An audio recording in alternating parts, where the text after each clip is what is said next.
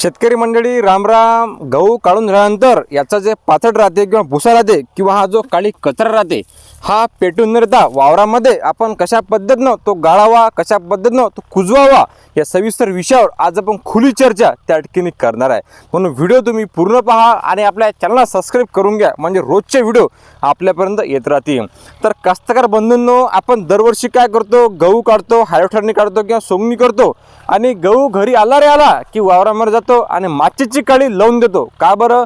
कारण पुढच्या वर्षी खरीपला आपल्याला ते भारी जाऊ नये, म्हणजे सोन्यासारखं खत आपण हाताने पेटून देतो आणि 1000 रुपये रासायनिक खत आपण मार्केटमधून घरी आणतो आणि यामुळे शेतकरी आता मागे येत चाललेला आहे। आता आपण हा जो गहू आहे हा गहू आपल्या वावरातला आपण आपल्या वावरामध्येच कशा पद्धतीनं कुजवावा, याचे काय फायदे आहेत, काय बेनिफिट आपल्याला आहेत आणि पुढच्या वर्षी आपल्याला भारी पण जाणार नाही आणि गहू पण कुजणार आहे, अशी प्रक्रिया आज आपण पाहणार आहे। तर आपण काय केलं, या गहू काढून झाल्यानंतर संपूर्णपणे आपल्या वावरामध्ये जे आपले मेंढरे असतात ते बसून घेतले।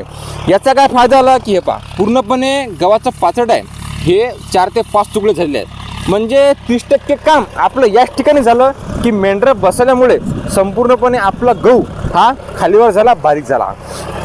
आता मेंढरांची बैठक आपल्या वावरातून आज गेलेली आहे आणि हातात आपण त्याला पंजी मारून घेत आहे। आता पंजीचे आपल्याला काय फायदा होणार आहे, एकतर संपूर्ण जे वावर आहे हे लेवलमध्ये येणार आहे, म्हणजे नंतर जे आपण याला किस्तकारी करणार आहे त्याला भर येणार नाही। आणि दुसरा बेनिफिट म्हणजे हे जे गव्हाचं पाचट आहे हे मातीमध्ये आता मिक्स झालेलं आहे। हे पहा, हे पूर्णपणे मिक्स होऊ राहिलं आणि जमिनीची प्रक्रिया सुद्धा सुरू राहते। आता यामध्ये आपण पंजी मारून घेता, मस्तपैकी डीपमध्ये पंजी मारली, संपूर्ण वावर जे आहे हे एका लेवलनं आता आलेलं आहे। आणि आता 15 दिवस, हा बरोबर 15 दिवस या वावरामध्ये आपण काहीच करणार नाही, कळखळ उन्हामध्ये हा गहू आता वाळणार आहे। आणि मस्तपैकी 15 दिवस झाले की याला दुपारच्या पायरी, म्हणजे दुपारी 2 वाजता 3 वाजता येऊन याला मस्तपैकी आपण पहिल्या गेऱ्यामध्ये किंवा दुसऱ्या गेऱ्यामध्ये रोटर जे आहे ते मारून घेणार आहे। आता 15 दिवस हा गहू उन्हामध्ये ठेवल्यानंतर याची काय परिस्थिती होणार आहे हे तुम्हाला माहिती आहे, म्हणजे खळखळ हा गहू उन्हामध्ये वाळणार आहे आणि जे तुकडे जे आहेत हे लवकर बारीक होणार आहेत। आणि दुसऱ्या गेरामध्ये किंवा पहिल्या गेरामध्ये रोटर मारल्यामुळे त्याची प्रक्रिया जी आहे ते लवकर होणार आहे। आता आपण रोटर मारलेलं आहे, नंतर रोटर मारल्यापर्यंत जर आपलं गव्हाचे आपल्याला वाटलं की आता तुकडे बारीक झाले तर काही हरकत नाही, आपल्याला काही करायचं काम नाही, परंतु तरी जर आपलं मन भरलं नाही तर आपण डिकम्पोजर मार्केटमध्ये उपलब्ध आहे, अतिशय कमी पैशामध्ये उपलब्ध आहे। जे आपलं कृषी विद्यापीठ असते त्यामध्ये अतिशय कमी पैशामध्ये उपलब्ध आहे किंवा ऑनलाईनसुद्धा उपलब्ध आहे। एक 20-30 रुपयाला बॉटल मिळते।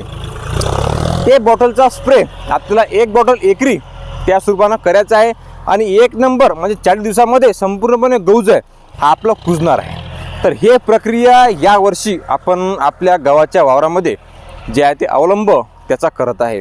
आणि दोन्ही गव्हाचे प्लॉट, आता हा आपल्या बाजूचे शेतकरी आहेत आणि हे आपण आहे, आपण यावर्षी गहू दाबत आहे आणि हे दाबत नाहीत, काय परिणाम होते ते पण आपण पाहणार आहे। याच वावरामध्ये मागच्या वर्षी आपण 6 फुटाची पराठीची कुट्टी केली होती, तो पण व्हिडिओ तुम्ही पाहिलेला असेल।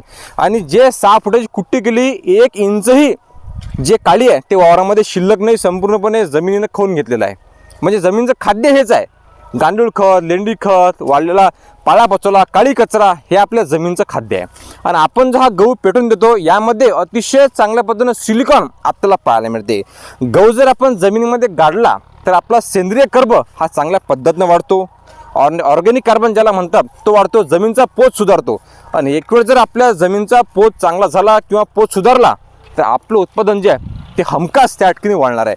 म्हणून तुमचाही जर काही अनुभव असेल गहू दाबण्याच्या बाबतीत किंवा गहू पेटवण्याचा तो कुजवणे, तर नक्की आम्हाला सांगा, इतर शेतकरी बांधवांना सुद्धा त्याचा फायदा होणार आहे। सध्या आता पूर्ण वावरामध्ये पंजी आम्ही जे आहे ते मारून घेत आहे, संपूर्णपणे वावर फोडून घेत आहे, जेणेकरून गहू जो आहे हा खालीवर झाला पाहिजे। हे पहा, अशा पद्धतीनं पंजी आम्ही मारून घेत आहे।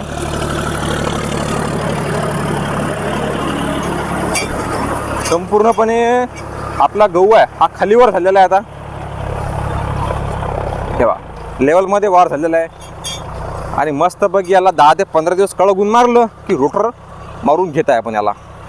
तर अशा पद्धतीनं आपण या वावरामध्ये काडी न टाकता संपूर्णपणे गहू जमिनीमध्ये दाबून देत आहे। नंतरची प्रक्रिया आपण काय करू, रोटरच्या वेळेस सुद्धा आपण व्हिडिओ करणार आहे, पण त्यासाठी तुम्ही सबस्क्राईब करून घ्या। जे आपल्याला जेवणात बटन आहे काळ्या कलरचं दाबून द्या आणि सबस्क्राईब करून घ्या. आणि सोन्यासारखं पीक आपण घरामध्ये घेतोच, परंतु हा जो काळी कचरा आहे ना, हे सोनं आहे. सोनं आपल्याला वावरामध्ये कुजवणं आहे आणि याचे फायदेसुद्धा घेणं आहेत.